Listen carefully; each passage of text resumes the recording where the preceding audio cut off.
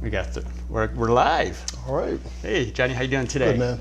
Good. Hey, we have a special Tuesday at 7 matinee today. This is the first time that we've went live here in the afternoon, and we're excited because we've got some important stuff to talk about, and we're interested in kind of learning about Johnny's journey and some of the things that he's experienced.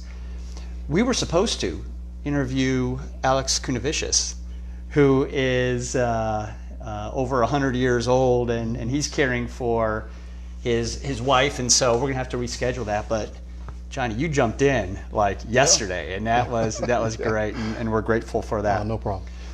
For those who are joining, Tuesday at 7 is a creative channel. We go live every Tuesday, and there's people from all over the world that watch. A lot of folks are Ohio-based. A lot of folks who are from the Northeast Ohio join in as well. But what we do is we often will encourage people to share.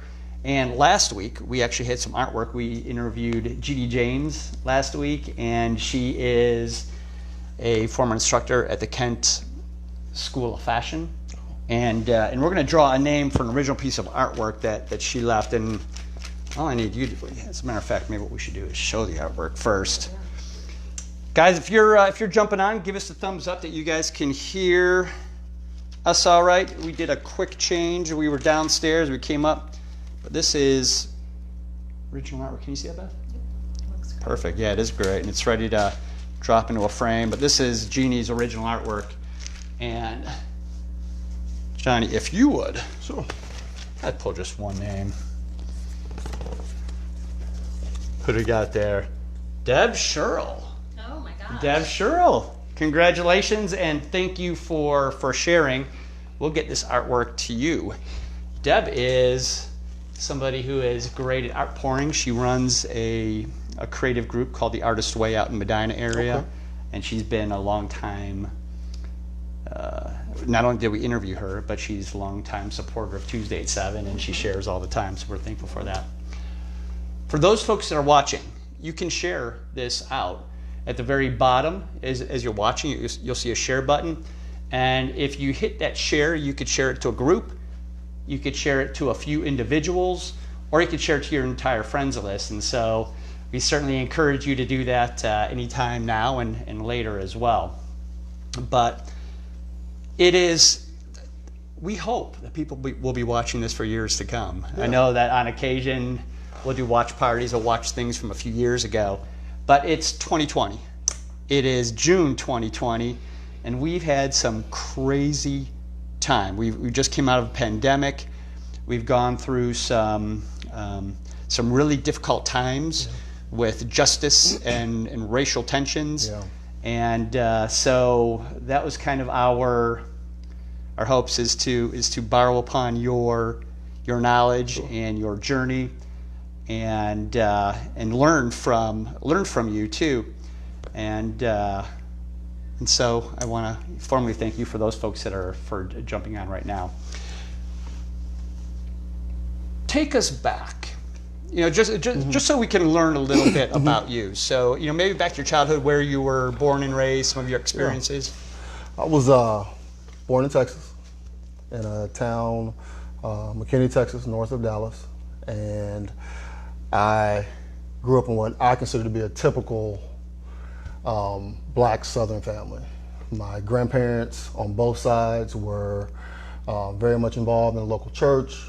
They were very much involved in the local community. My dad is one of 12 kids. My dad's father is one of 16. My dad's mother is one of 7. My mom's one of 6. Her mom's one of 7. So as you can see, it adds up pretty quickly. But grew up, again, what I would call typical. We had a ton of cousins, a ton of family gatherings. We were extremely close. Sundays was dedicated to church.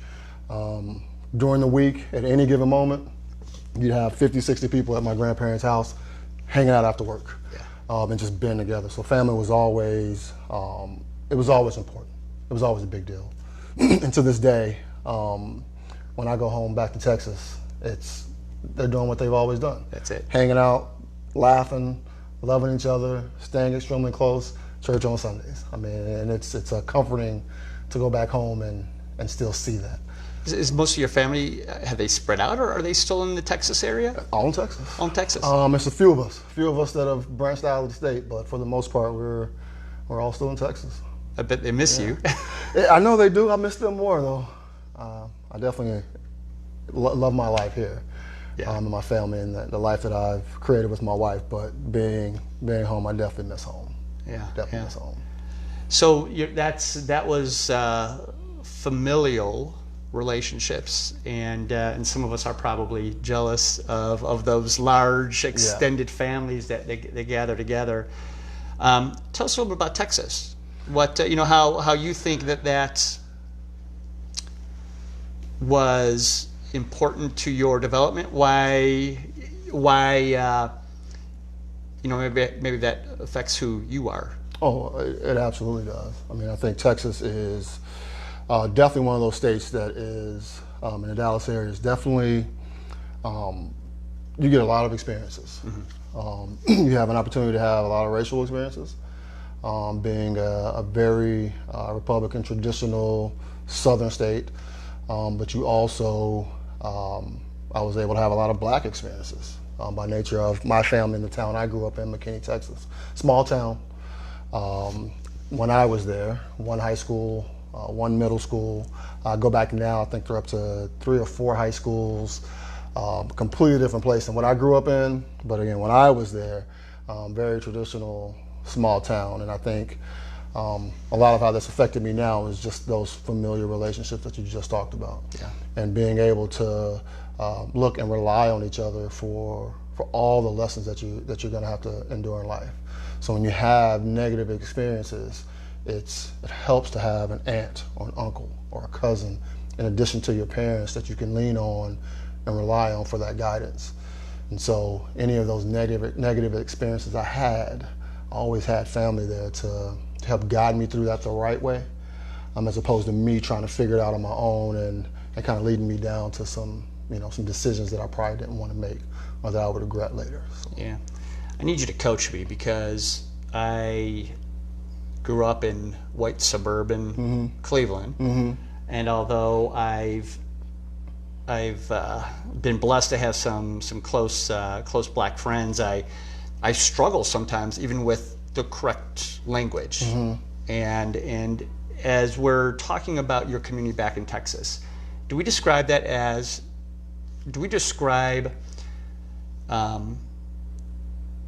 the community or family as an African American family, or do we describe it as a black family? And those are things I struggle with because sometimes I feel that maybe stepping out and putting the adjective is not my adjective to place. And so what's your I would say you'll probably find some variance depending on who you're speaking with. I personally, and most people I'm close to, I prefer black community, and I prefer to be called a black male. And I'm a proud black man. I'm not sure I've ever really referred to myself as an African American, at least not too frequently. For me personally, I feel like that term is so distant. We've had a lot of conversations lately about color. I don't see color, and I don't see color. And while I understand the heart of that term for many people and understand where that term came from for many people, for me, I am a proud black man, and I want you to see my color. Yeah. I want you to see me as a black male. That has almost everything to do with my experience. Is because I'm a black male, and so again, I prefer to be called black male, and but it's probably going to vary. But I think a lot of this stuff is when I talk to some students. One of the students put this really: I can call you a banana, but if I say it with malice and bad intentions, it didn't matter what I called you. That feeling is still the same. Yeah. So being willing to have those conversations, and so you understand where that person's coming from, it's pretty important. Is it, I'm assuming that when we're visiting, getting to know people of different races, or when we're sitting down with a black man, do we ask that?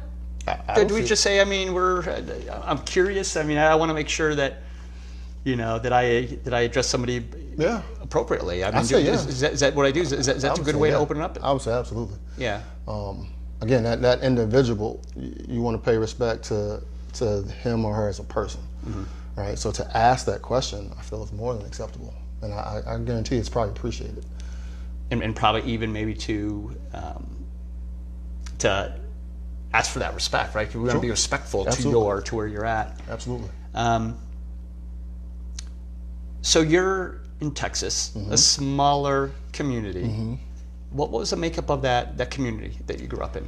It was pretty mixed overall, but kind of divided also. I'm from the east side of McKinney. It's kind of where I grew up, and that's what we would consider then the black side of town. Okay. That's where the more prominent people in the black community lived. That's where the larger population of the black community lived. And then crossing Highway 75 on that side is where you typically saw more of the white families. So when I was growing up, you didn't see near as many black families on that side of town. It's mixed up more now. And then having one high school, we all ended up in the same place. So in my opinion, you probably saw a lot of diversity at the high school. Yeah. Even though you might not have seen that in the cities when I was growing up. Having that dividing line, and it feels as though it doesn't matter where you're at, whether it's Cleveland or Detroit or Texas, or there's a dividing line. Where did that come from? I mean, I know that's a big general question. Yeah. Where did that come from? I mean, maybe some early or some prompting. What are your thoughts on that? I would say the simple answer is racism and fear. When those dividing lines were made, typically it was to get away. That's your side of town. This is our side of town. Let's not cross those lines, especially from a living perspective. So I would say racism and fear.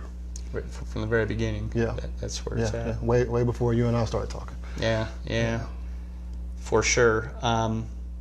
There's a couple terms that I'm vaguely familiar with that I may bring up just because I need to learn more, and I would imagine that the folks who are watching would benefit from the knowledge as well. So when we talk about like dividing lines, stuff that you grew up with, where did the term redlining come from? Because I would imagine that was probably not too long after the years that we were born, right? 60s and 70s, I would right? say same concept. That dividing line, that fear and that racism, and trying to more systematically kind of make sure black people stay in their communities, right? So if you're not drawing those red lines, then it's much easier for this black family who says, I want to live there. I like that house. I want to live there. It's going to be a lot easier. As opposed to if you're systematically doing that and you're drawing those lines with specific intention, then it's going to make it a lot more difficult for that family to leave and move across 75 to the other side of town. Yeah. So With your early years, and I would imagine high school, you were experiencing that division, right? There in Texas. Describe your high school age and where you went from there. I would imagine, I'm assuming, college took you outside of your hometown. absolutely. Yeah. I had a pretty unique experience in that. My mother was born in Texas but raised in Los Angeles. So she, being in Los Angeles in a far more West Coast urban, her perspective on things became pretty different. And we frequently had conversations of when you're called the N-word. Someone calls you a nigger, how do you respond? My mom's line that's always stuck with me is, you can't fight ignorance with ignorance. So if someone approaches you with ignorance by calling you something like that, then you can't respond to that by being just as ignorant as they are. And so we actually talked about ways to respond. You laugh it off. You go find a way to respond that is appropriate for you, right? You're doing that for you. Your response is for you, for your family, not for the ignorance that was just shot at you. And I think that's huge. So that perspective from my mother, and I think the other perspective is being an athlete. Growing up as an athlete, I felt like a locker room was one of those places for me where color didn't come into play. And those racist stereotypes weren't necessarily in play because you kind of formed that brothership with your teammates. And so as my teammates started to have experiences with me and I started to have experiences with my teammates, those things started to change. And then later in my life, actually in 8th grade, my father married Stephanie, who is white. So my dad's wife was white, and so I kind of had that experience with her family and them being accepting and accepting me in, and kind of having, I don't want to say the first time, but one of the first times I can remember having true relationships with white people that weren't teachers, that weren't at school. And so, again, I feel like I have a pretty unique experience, as I was exposed at a decently early age to a lot of different cultural experiences, which has kind of helped me prepare for college, which I went to Villanova University outside of Philadelphia and played basketball there. And that's a whole different world.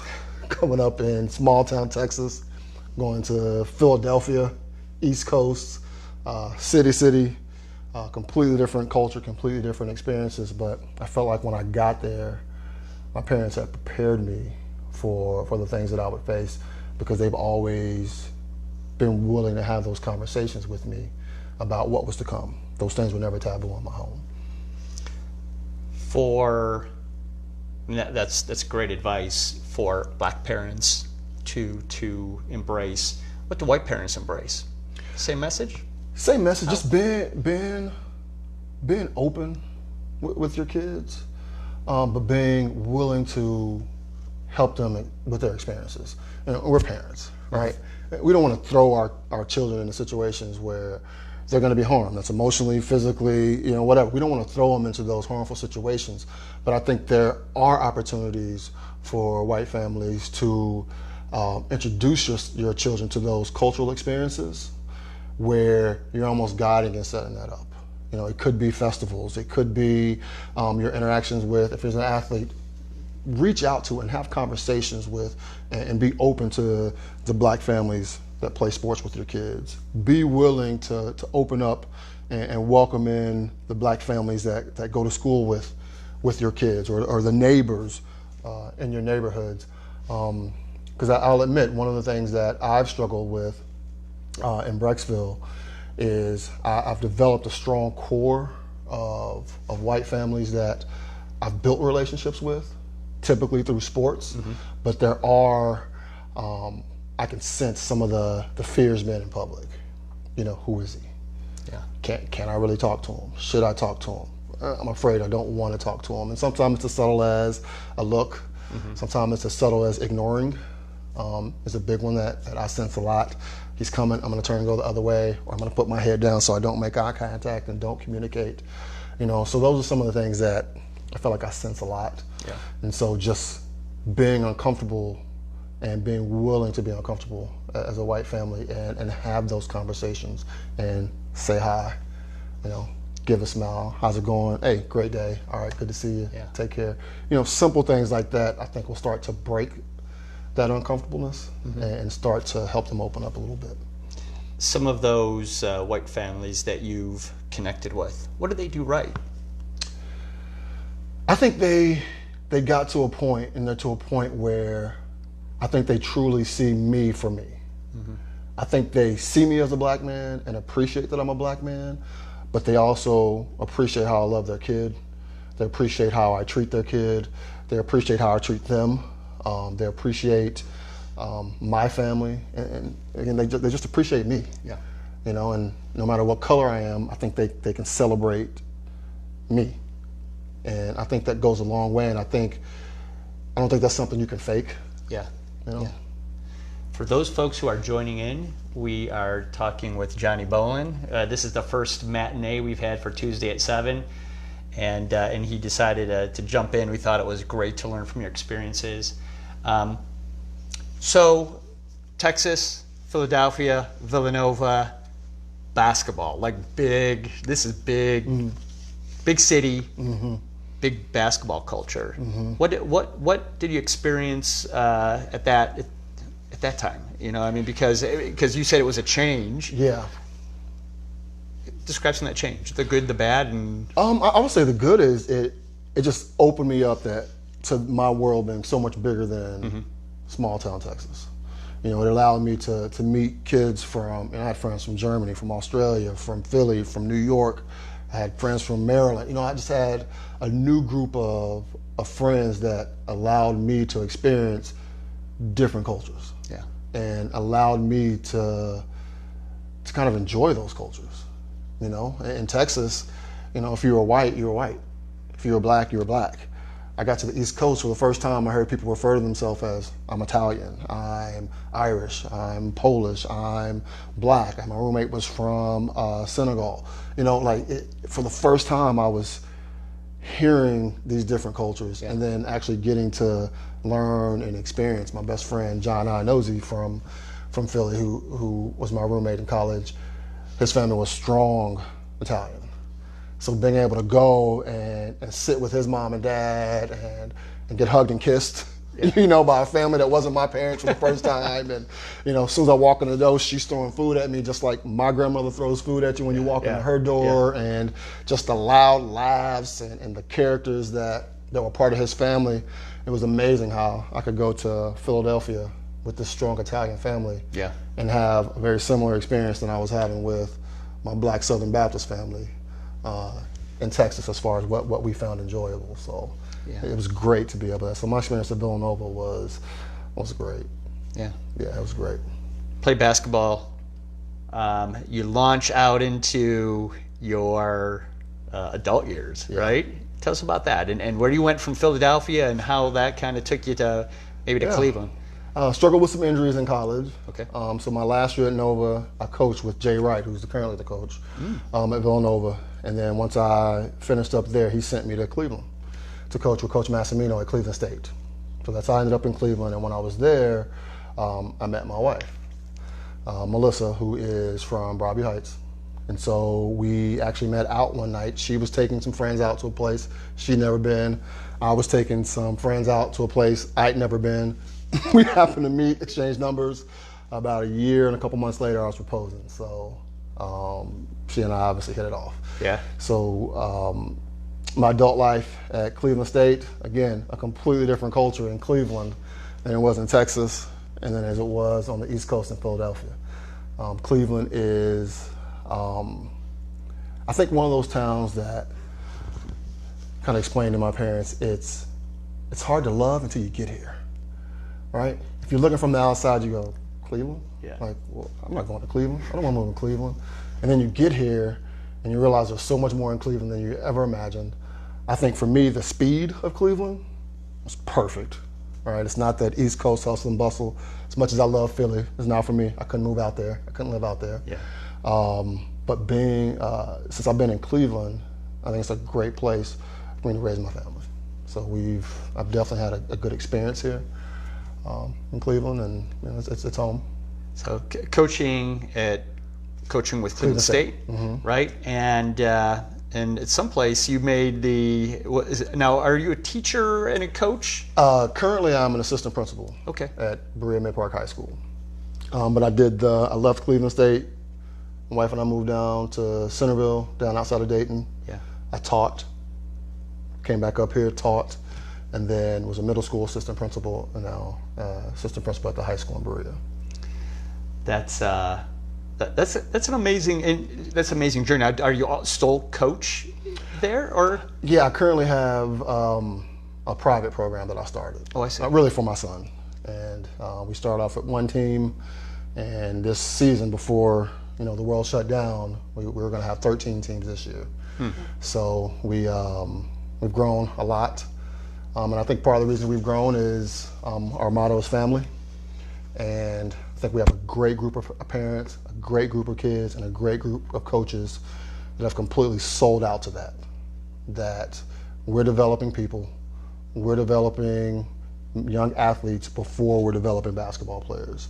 And our families have bought into that, and again, our parents, coaches, everyone's kind of bought into that. Yeah. So I love it. You had mentioned that some of your experiences and your cross-cultural relationships began at the sports teams. Yeah. Do you think that is that intentional? That's where you find your passions, your time, or what's help us understand? It's just a comfortable world for me. Okay. You know, it's all my life. Sports has been my getaway, and to be around other like people who sports are also their getaway, I think it makes an easy and kind of a natural way to build relationships, and so that's where the root of a large number of my relationships began. Gotcha. So 2020 rolls around. We go through a pandemic. Difficult. We all get isolated, and our kids come home with us. We start to. Oh Lord. Yeah. our kids are all grown, and so that little dog right there, I don't know if he's happy that we're here or not, but He's sick of you too, huh? yeah, but we're all crammed in here together, and it makes for challenging times. I think relationally. I mean, just because we're all together, we're not doing other things.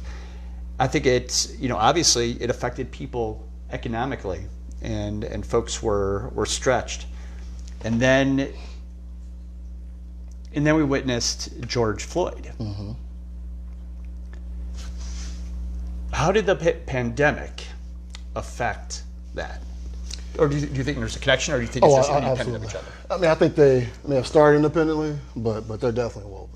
Right. I think I don't even know where I heard it, but someone said, God sent us all to our room to sit down and think about what we've been doing, right? And I think the timing of what happened with George Floyd was, it made us think. Right. It made us stop. Yeah. And it made us start to, we didn't have jobs the way we used to have. Yep. Right, where we're in our office every day, and the hustle and bustle of being at school, and the hustle and bustle of our everyday lives. We were forced to watch it. We were forced to hear people talk about it. Right. We were kind of forced where you can try, but it was hard to run away from this. Yeah. It was hard to run away from this, and it still is. And I think the timing of it with the pandemic, I'm not sure, as witnessed by so many other incidents we could talk about, I'm not sure we're where we are right now without the pandemic. And as horrible and as strange as that sounds. If this happens last year, like Trayvon Martin and so many of these others, are we forcing some of the conversations? Are people protesting as frequently and as loudly as they are? I'm not sure. So, I've kind of been telling anybody to listen, we can't be muted. Yeah. Right? This can't be now and not tomorrow. Like, we have to continue to kind of force people to listen, and force people to talk, and force people to think, and not allow people to run away from this and mute this moment. We have to take them out. Like, I feel as a black male, I feel more empowered right now than I may have ever felt as a black male. And that empowerment is, so many people are mobilized right now to force us to listen. So many people are mobilized right now to force people to talk. And I'm seeing things from white people that I haven't seen in these numbers. I thought I was seeing it when President Obama was running, but I felt like that died down once he was elected. Right. Like, I'm having more conversations with white people, both close to me and not close to me, than I've ever had. I'm getting questions that I would have begged people to ask me and listen to that I'd never gotten. Right. So I don't know if this happens without the pandemic. Yeah. So you heard emotions because it was hard for me to watch his murder. And technology is such where not only did we see it, but our kids saw it. Yeah. It's on YouTube. Yeah. And it forced the conversation. Yeah. And a necessary one. what are some of the things that we, when I say we, this is a society that we miss, right? So we're forced to see this at a time we're all sitting at home, right, in our rooms, and we're experiencing something that is necessary. But this is not new. It's been going on. It's just we didn't have 3 different angles, and we didn't have people watching and the technology to expose it. What are some of those things that we've missed as a society that we need to reflect on? Just to say, guys, this is, from the time of George Washington till present day, racism exists. What are some things that we need to reflect upon? Conversation. Not being afraid to have those conversations. Not being afraid to be uncomfortable, because it is uncomfortable, right? It is uncomfortable. It needs to be uncomfortable, and it's got to be uncomfortable. But if it's not uncomfortable, we can't move forward. And if it was that easy, we wouldn't be talking about this right now. Right? So we gotta reflect on how do we continue to allow ourselves to be uncomfortable enough to have those conversations. And even me as a black male, like, I've always been reluctant to speak out too much, to come across as the militant or the angry black man. And not necessarily for me, like, I don't mind taking the hit. I'm a grown man. I don't mind taking the hit. But I always felt like if, as an administrator or a teacher, if I spoke out too hard, or if I challenged too much, then my students would be affected, or the black families in my community would be affected. And this has empowered me to say, no, I got to make people uncomfortable, right? I got to be willing to have those. I got to put myself out there even more to be willing to have these conversations with people and to almost force these conversations with people. So the biggest thing I think we got to reflect on is conversation and being willing to have those uncomfortable conversations as frequently as we have to. Yeah. You find go ahead, Beth. I was going to say, I think it's so interesting because no matter what society we're in, as parents, when we're talking to our kids, we have to have uncomfortable conversations with them. We're talking about sex, if we're talking about the internet, pornography, bullying, whatever it is. We're like, oh, we're going to have these uncomfortable conversations, and we take that deep breath and we plan as parents. But most of the time, the racial tensions, sometimes that are more social class, some that are racial, those don't always come up, or if they do, it's because we don't plan for those. At least whites don't as much. I would imagine blacks probably do more, depending. But I think that willingness to have an uncomfortable conversation has to now apply across the board. Yeah. If you're willing to have an uncomfortable sex conversation with your kid, then you have to be willing to have all the other uncomfortable conversations with them too. Yeah. And I think that and whether it's sexism, racism, any of it, I mean, we just have to stop being wusses and have those uncomfortable conversations. Yeah, thanks for that perspective. Yeah, for sure. Tell us about Juneteenth, because that's been, I know what it means on paper, right? Or what it means on a screen, right? Because that's where I've learned from it. But tell us about Juneteenth, your thoughts, especially coming from Texas, right? Because it has a tie to Texas. Yeah. Tell us about that. It's and I always associated with Texas. Yeah. Obviously, growing up there, and for us, it's a celebration. Having such a large family, we had a generational choir growing up, and one of our big events was to go down to Finch Park on Juneteenth for the celebration for Juneteenth.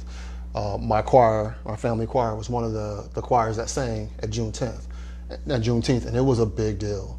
And you hear us down south a lot say that was our independence, right? July 4th, national, all right, we'll celebrate, but Juneteenth was our celebration. I don't see quite the connection and quite the celebrations in Philly and here as I did, being in Texas. But it's a very important holiday. I mean, it's the day that we were official That's the day where we're officially no longer slaves, right? And that's huge. That's huge. That's a celebration in itself. So that started the battles that we're still working ourselves through. So my understanding, and correct me, coach me where I need some correction there. Juneteenth is we're recognizing, is it June 19th? Yeah. From 1865? What is the exact date? Is it 65?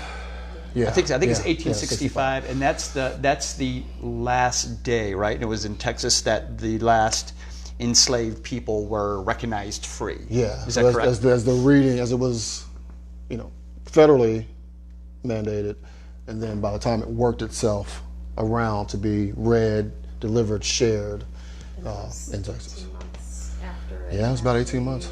So Yeah. like the Emancipation Proclamation was about 2 years prior to that, but it took 2 years-ish, or 18 months, for it to find its way to Texas for the last enslaved people to be free. Right, between education and traveling knowledge and through the resistance of, well, we're going to hold off until the last possible moment that we can before we make this announcement. And we say June 10th, but I can only imagine there were still other little spots that, didn't get that message for even longer. Yeah. I think that you bring a unique perspective because you have those Texas roots, the community. You grew up when families or cultures were divided, and you moved to Philadelphia, play big school basketball. You moved to Cleveland. You've experienced a lot here, I would imagine, too, right? I mean, you live in probably a predominantly white city. Yeah, I live in Brecksville, yeah. And you are blazing trails at building trust, but still there's, I mean, you even spoke earlier about how that there's hesitancy, fear, right, which is unfair.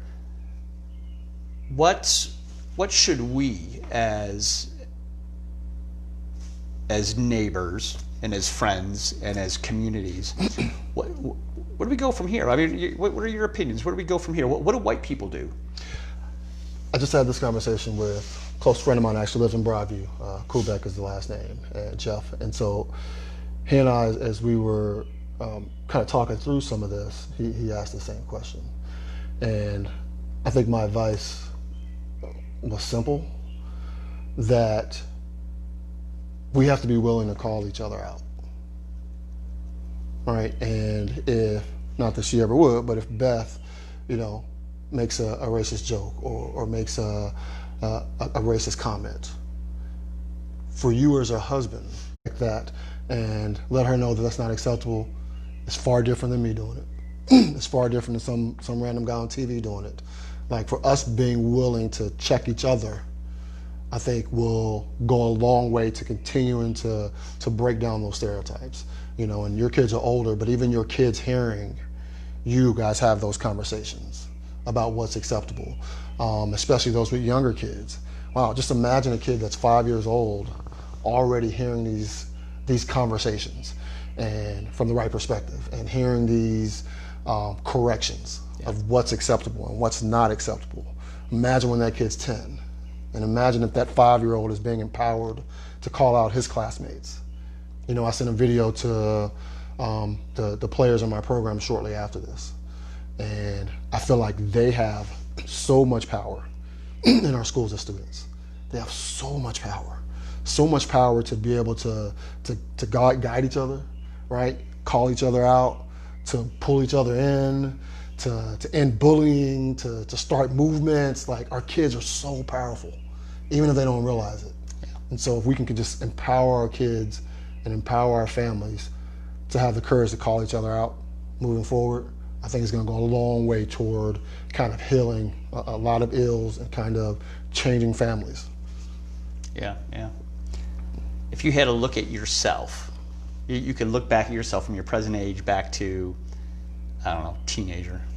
What would you tell yourself? what would be something that you'd coach or teach yourself? Looking back, kind of the wise Johnny to young Johnny. I would say stand up and use the power that I had. I was so obsessed and focused with sports, which has gotten me so much, right? And I wouldn't go back and take that away. Right. But if I can tell, 15-year-old Johnny to use that power to create change, to open your mouth and affect others, that would be the biggest advice. And I feel like for the first time in my life, I'm starting to understand that power and understand the influence that, just by nature of my career and the people that I have connections with, for the first time I feel like I'm starting to understand that power and how I can start to use that to create real change. Yeah. We have a creative community primarily who watch, and they're writers and they're poets and they're filmmakers and they're painters. And you can just go down the line, and we understand what having that voice means, and expressing it in a way. So, I mean, people who are watching this is resonating with them. Beth, I know that you had. I was going to say, especially with your students and with your own kids, I would imagine the conversations that you're having with your kids in Brecksville, Broadview Heights are different than what you're having at Mid-Park. When you're talking to the kids about how to deal with specific situations versus just life in general, whether it's as a young black man or just a young man, and encouraging these kids to use their voices, how are you addressing the anger versus the opportunity to use the voice effectively? So the anger is great.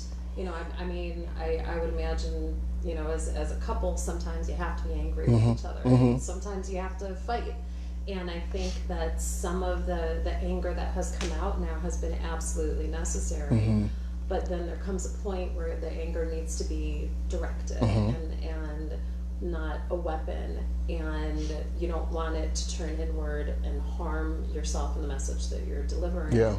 And, if you're talking to someone in Philadelphia, that's an entirely different conversation than some of the kids here versus some of the conversations in Texas. But there's still anger there, even if what created the anger might have been different stories. And how do you guide that anger? I would say the first step is we can't dismiss it. You have to acknowledge that it's real. And we talk about this a lot with, I've done a lot of research on just boys in general, right? And that's one of the things we do in society with boys is we dismiss their feelings. We dismiss their anger. We dismiss their sadness. You're not allowed to cry. You're not allowed to be angry. Get it together, right? Be a man. And I think we got to stop that. I think we got to acknowledge that anger from our boys. And in this case, from our children, period. But we got to acknowledge that anger. And then sometimes that means we got to let them vent. We got to let them express that. If that means they need to put their head in the pillow and scream, they need to stick their head out that window or that door and scream at the top of their lungs. I've had kids, and I don't tell my kids to cuss, and I don't give them permission to cuss. But I've had kids in my office where I need to close the door and sit down and shut up and say, have at it. And just let them express that anger. And I think once you give them the opportunity to get that off and to express it in a safe place, then you can start to have the conversations you talk about. Then you can help guide them toward ways to make that change happen. And I had a student who came to me, and he felt like he'd been, racially mistreated by a couple of teachers and a couple of students. And he came with research.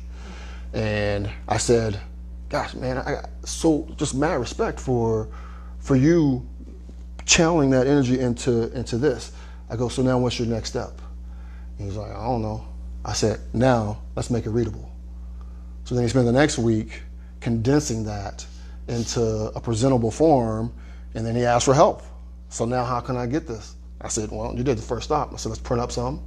I said, let's get it to your teachers so your teachers can see what you're feeling and the perspective that you're bringing. And then his relief and how he was able to kind of move forward and grow from that was awesome. He's one of my favorite students still. He's in high school now, and this happened when he was in 7th grade. Yeah. You know, so he's processed through, but he felt like he had an opportunity to express himself. Yeah. You've got a couple events that you're participating in the next few days, right? Yeah. Or next week? Yep. This week's Wednesday and Friday this week. Wednesday and Friday. We will post that, but share real quickly, just if people want to participate or acknowledge. We're tomorrow night at, gosh, the time just left my mind. Tomorrow night. That's right, because we'll post it. Okay, at the amphitheater we'll tomorrow here in Broadview Heights.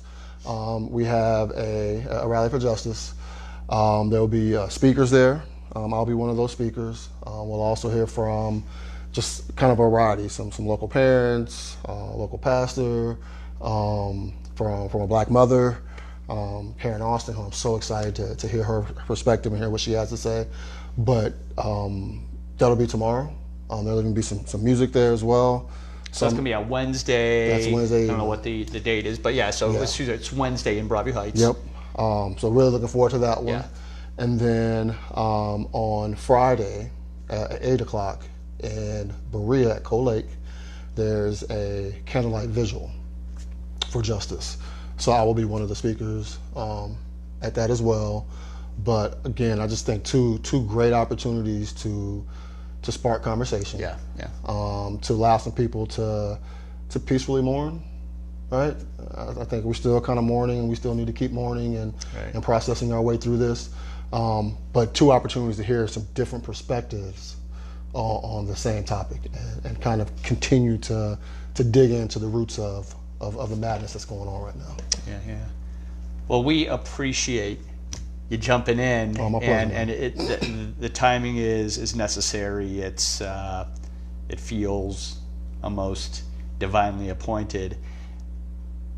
And I've learned a lot, and I know that the folks who are watching, I mean, you've shared a lot of important stuff that we need to hear, and thanks for jumping in. For those folks who are joining, you had the opportunity to share this to one person.